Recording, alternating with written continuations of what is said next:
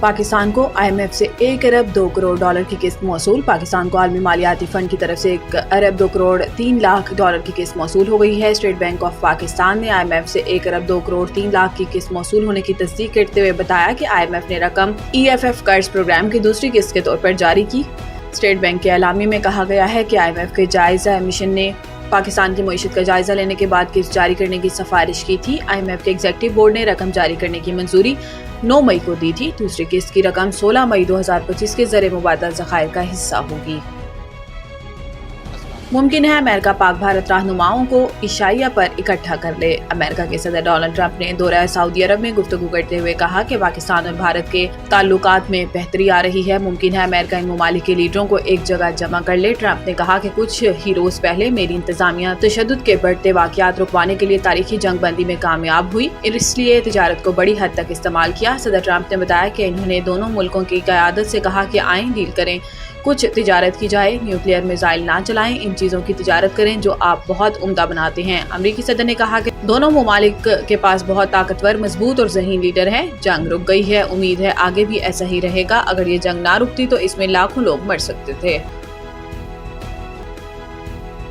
پاکستان اور بھارت کے درمیان موجودہ جنگ بندی نازک ہے۔ پاکستانی سفیر رضوان سعید شیخ نے پیر کو نیشنل ڈیفنس یونیورسٹی کے وفد سے پاکستانی سفارت خانے میں ملاقات کی۔ اس موقع پر انہوں نے حالیہ پاک بھارت کشیدگی پر بات کرتے ہوئے جنگ بندی کے لیے پر وقت امریکی مداخلت کو سراہا۔ ان کا کہنا تھا کہ دونوں ملکوں کے درمیان کشیدگی میں کمی آئی ہے، تاہم انہوں نے مسئلہ کشمیر حل کرنے کے لیے امریکہ سمیت بین الاقوامی برادری کی مسلسل مشغولیت پر زور دیا۔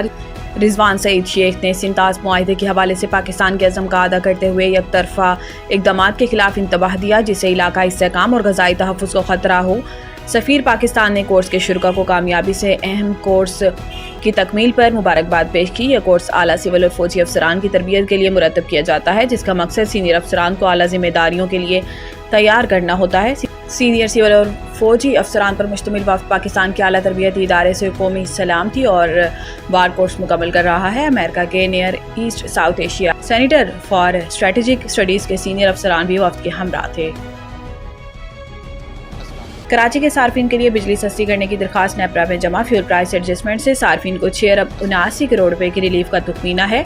کہ الیکٹرک نے ساتھ ہی مکمل ریلیف صارفین کو منتقل نہ کرنے کی بھی درخواست کر دی۔ کہ الیکٹرک نے نیپرا سے درخواست کی ہے کہ الیکٹرک کی پاور پلانٹس کی سٹارٹ اپ سمیت مختلف مدوں میں 14 ارب 60 کروڑ روپے کی رقم زیر انتباہ ہے، جس میں سے نیپرا نے نومبر سے جنوری کی فیول پرائس ایڈجسٹمنٹس میں سے 9 ارب 40 کروڑ روپے الگ کر لیے ہیں، اور یہ رقم کراچی کے صارفین کو نومبر سے جنوری تک ملنے والے ریلیف سے کاٹی گئی ہے۔ مارچ کی فیول پرائس ایڈجسٹمنٹ کے ریلیف سے بھی رقم کٹوتی کی درخواست کی ہے۔ یاد رہے کہ کراچی کی مختلف 7 کاروباری تنظیمیں کہ الیکٹرک کے مطالبے پر نیپرا کی طرف سے فیول پرائس ایڈجسٹمنٹ کی ریلیف میں کٹوتی کی مسلسل مخالفت کر رہی ہیں۔ نیپرا کی الیکٹرک کی درخواست پر 22 مئی کو سماعت کرے گا۔